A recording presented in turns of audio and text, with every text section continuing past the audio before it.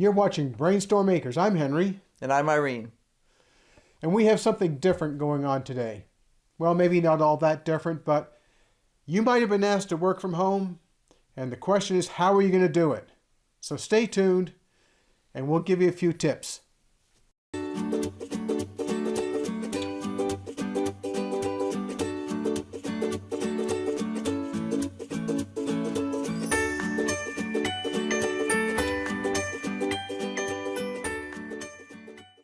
Henry and I, in some form or another, have worked from home a significant percentage of our adult life, either as individuals working as consultants or when we actually did run a consulting firm at home.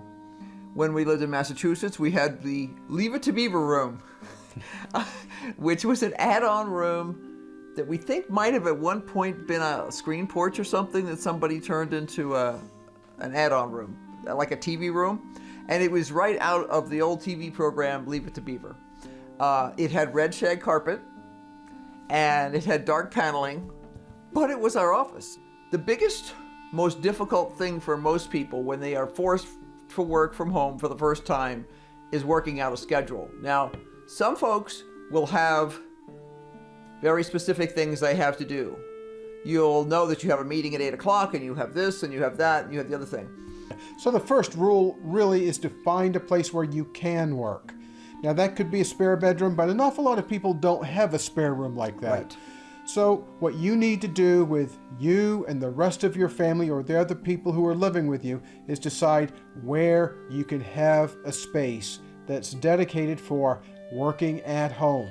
Right. Now it's kind of a touchy topic because a lot of homes aren't very big and there's not a lot of space in them, and people still need their privacy.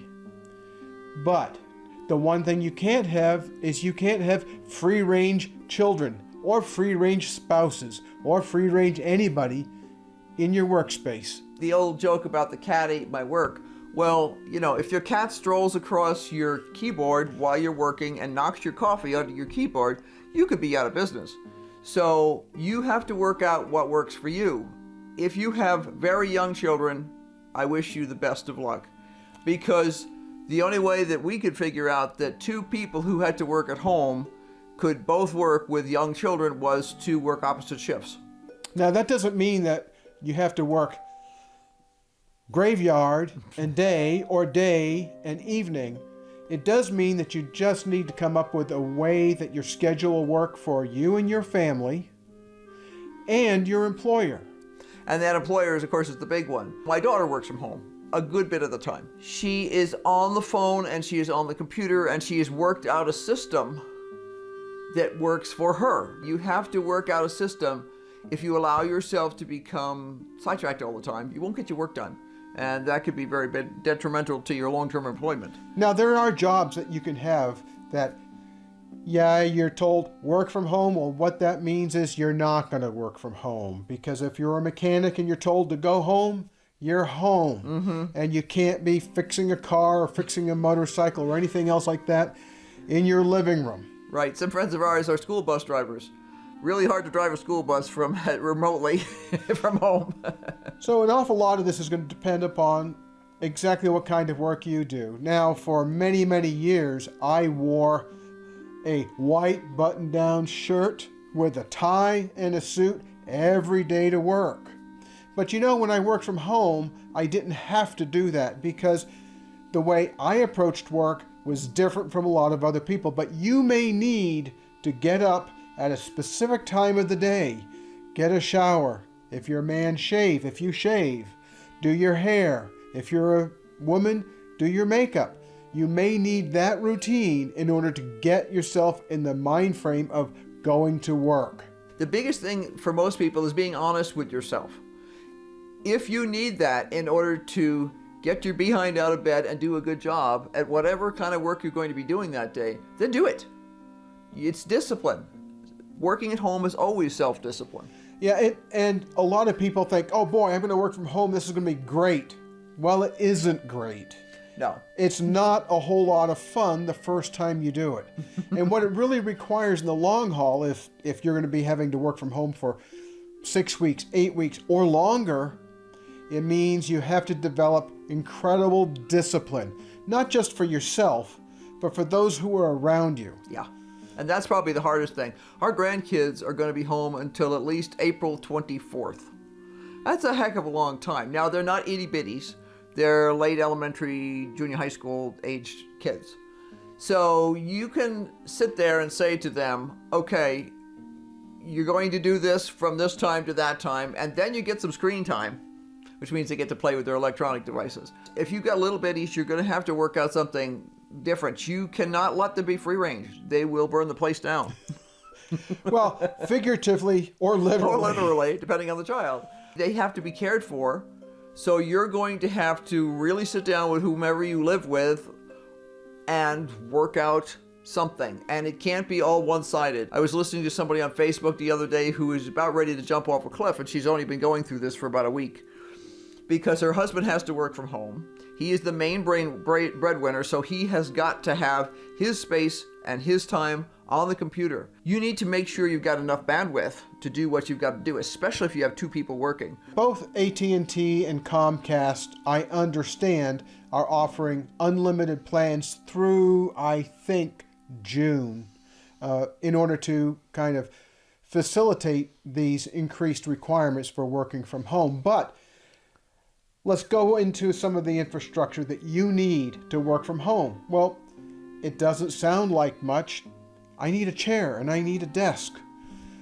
But if you're a desk worker in your ordinary everyday job, you're used to a certain kind of desk and a certain kind of monitor and a certain computer and a certain chair. And if you want to really, really get yourself in bad shape, don't pay attention to ergonomics. Yeah, really. We're not going to go into ergonomics today. We may in a little bit, a little later, but not today. Do pay attention, because the last thing you want to do is find yourself being crippled, Yeah, really. or at least for a little while, because of poor ergonomics. Right. We have a friend who is now going to be working from home. Fortunately, she has a computer at her own home, which is adequate for what she does. She does writing, she does editing. What's really interesting is that her company decided they're going to send their employees large screens to go on their computers. So she's getting a brand new 24-inch screen. Right. Not all employers are that forward thinking. Right. She has worked before from home when there were weather emergencies.